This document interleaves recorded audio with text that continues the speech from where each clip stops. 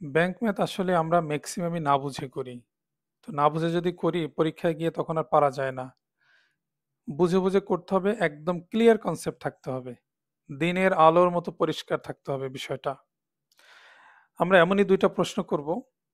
তো ২ টা প্রশ্নই দেখেন, আশা করছি উপকার হবে। ১ম এ যে প্রশ্ন সেটা হচ্ছে অগ্রণী ব্যাংকে আসা প্রশ্ন, ডিভিজিবিলিটি রিলেটেড।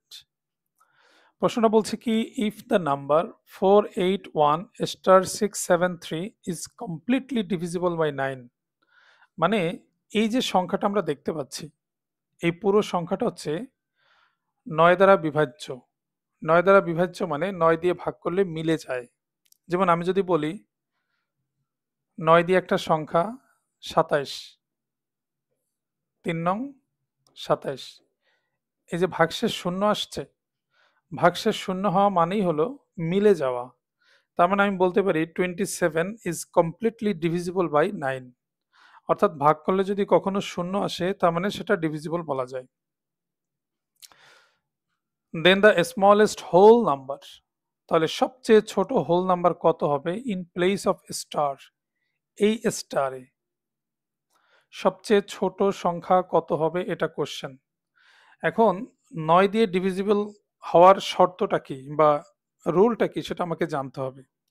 যেমন একটা বিষয় দেখেন, 27, এটা ৯ দিয়ে ভাগ করা কেন গেছে? ২ আর ৭ যোগ করলে কত হয়? ৯। যদি কখনো ডিজিটগুলোর যোগফল ৯ দিয়ে ভাগ করলে মিলে যায়, তাহলে এই পুরো সংখ্যাটাই ৯ দিয়ে ভাগ করলে মিলে যাবে। যে কোনো একটা সংখ্যা, ধরুন ১৮৯, এই সংখ্যাটা ৯ দিয়ে ভাগ করলে মিলে যাবে। কেন? কারণ অঙ্কগুলোর যোগফল কত? ৯ আর ৮ ১৭, ১৭ আর ১ কত? ১৮, যোগ করলে ১৮ হয়। যেহেতু ১৮কে ৯ দিয়ে ভাগ করলে মিলে যায়, তাহলে পুরো সংখ্যাটাই হচ্ছে ৯ দিয়ে ভাগ করলে মিলে যাবে। তাহলে ৯ দিয়ে ভাগ করার নিয়ম কি? অঙ্কগুলোর যোগফল যদি ৯ দিয়ে ভাগ করলে মিলে যায়, তাহলে পুরো সংখ্যাটাই ৯ দিয়ে ভাগ করলে মিলে যাবে। ঠিক একই কনসেপ্ট আমরা ইউজ করব এই জায়গায়। সংখ্যাটা কি কি আছে? 4, 8, 1, স্টার, 6, 7, 3। আমাদের একটাই কাজ, সেটা হলো অঙ্কগুলোর যোগফল বের করা। অঙ্কগুলোর যোগফল একটু দেখি। ৭ আর ৩ কত? ১০, ১০ আর ৬ ১৬, ১৬ আর ১ কত? ১৭, ১৭ আর ৮ কত? ২৫, ২৫ আর ৪ কত? ২৯। আমি যদি অঙ্কগুলোর যোগফল বের করি তাহলে হবে ২৯। এখন কথা হলো এই জায়গাটায় কে হতে পারে? আমি যদি এখানে অপশন থেকে 2 মনে করি, ১৯ আর ২ যোগ করলে হবে ৩১। তো ৩১ তো ৯ দিয়ে ভাগ করলে মিলে না। সো এই জায়গাটায় 2 হওয়ার কোনো সুযোগ নাই। আমি যদি এই জায়গাটায় 7 নেই, ২৯ আর ৭ যোগ করলে কত হবে? ৩৬। ৩৬ তো ৯ দিয়ে ভাগ করলে মিলে যায়। তার মানে এই জায়গাটায় ৯ হতে পারে, সরি 7 হতে পারে। আমি যদি এখানে ৫ নেই, ২৯ আর ৫ যোগ করলে হবে ৩৪, মিলে না। যদি ৬ নেই, ২৯ আর ৬ যোগ করলে হবে ৩৫, ৯ দিয়ে ভাগ করলে মিলে না। তার মানে আমি যখন ৭ নিব, ২৯ আর ৭ যোগ করলে কত?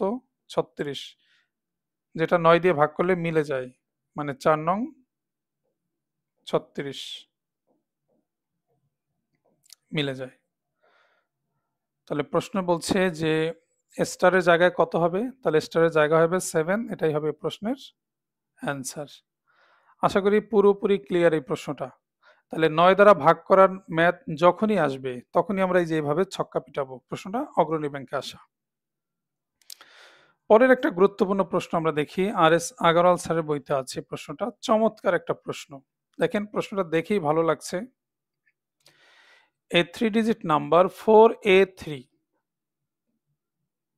একটা ৩ অঙ্কের কোন সংখ্যা 4A3 is added to another 3-digit number 984, অর্থাৎ ৩ অঙ্কের কোন সংখ্যা 4A3 সেটা যোগ করা হলো কার সাথে? 984 এর সাথে।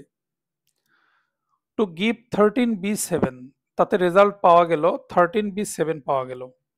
হুইচ ইজ ডিভিজিবল বাই 11, এবং যে সংখ্যাটা 11 দ্বারা ডিভিজিবল। আমরা জানি হুইচ তার আগের সংখ্যাটাকে নির্দেশ করবে। হুইচ মানে 13B7, এটা বলছে 11 দ্বারা ডিভিজিবল। প্রশ্ন বলছে তাহলে a প্লাস b এর মান কত? কত চমৎকার একটা প্রশ্ন। আমরা একটু বুঝে বুঝে শিখি। না বুঝে শিখলে আসলে এই ম্যাথগুলো পারা যাবে না। কনসেপ্ট ক্লিয়ার থাকতে হবে। এখানে আমাদের 11 দ্বারা ডিভিজিবল হওয়ার এই রুলটা জানতে হবে। আমরা আগের প্রশ্নটা যেমন 9 দ্বারা ডিভিজিবল হওয়ার রুলটা জেনেছি। এবার আমাদের জানতে হবে 11 দ্বারা বিভাজ্য হওয়ার নিয়মটা কি? আচ্ছা। তো এখানে 13b7 কে বলছে 11 দ্বারা বিভাজ্য। যেমন আমি যদি আরেকটু বিস্তারিত বলতে চাই তাহলে এভাবে বলা যায়।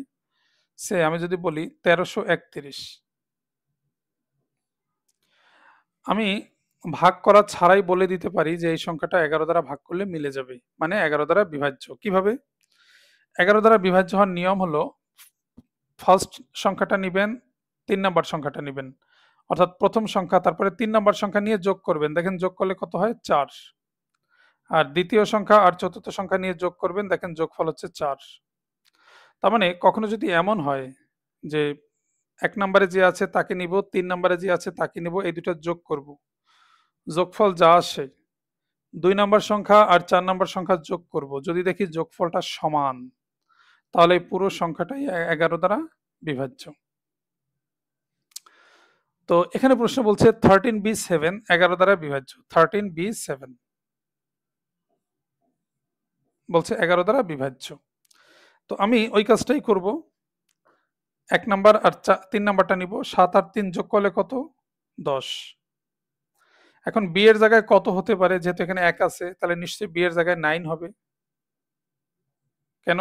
কারণ ৯ আর ১ যোগ করলেও তো ১০ হয়।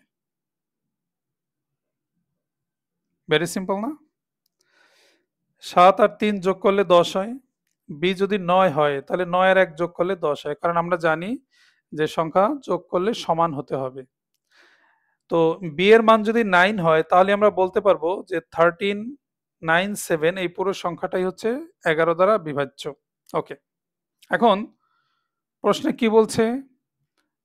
4a3 এর সাথে কাকে যোগ করা হইলো? 984 কে। 984 রেজাল্ট কি পাওয়া যাবে? 13b7 পাওয়া যাবে। 13b7 b এর ভ্যালু তো আমরা 9 পেলাম, তাহলে এখানে 9 বসাই, 7। আশা করি বিষয়টা ওকে। প্রশ্নে যেহেতু a প্লাস b এর মান জানতে চেয়েছে, আমরা যেহেতু b এর মান জেনেছি, কোনোভাবে যদি এর মানটা জানতে পারি তাহলে যোগ করলেই অ্যান্সারটা চলে আসবে। এখন আমরা যোগ করি। ৪ আর ৩ যোগ করলে কত? ৭। ফাইন। এখানে ৮, কিন্তু যোগফল হচ্ছে ৯। আমি যদি এর জায়গায় 1 বসাই, সুবিধা কি? ৮ আর ১ যোগ করলে কত? ৯, মিলে গেছে। এবার ৯ আর ৪ যোগ করলে কত? ১৩। তাহলে সুন্দর একটা যোগ করে ফেলাম আমরা। ৪ আর ৩ যোগ করলে ৭। ৮ এর মান যদি ১ হয়, ৮ আর ১ যোগ করলে ৯ হয়, এই যে ৯। আর ৯ আর ৪ যোগ করলে ১৩। তাহলে আমরা কি বুঝলাম? তাহলে আমরা বুঝলাম যে এর ভ্যালু আমরা পেলাম কি?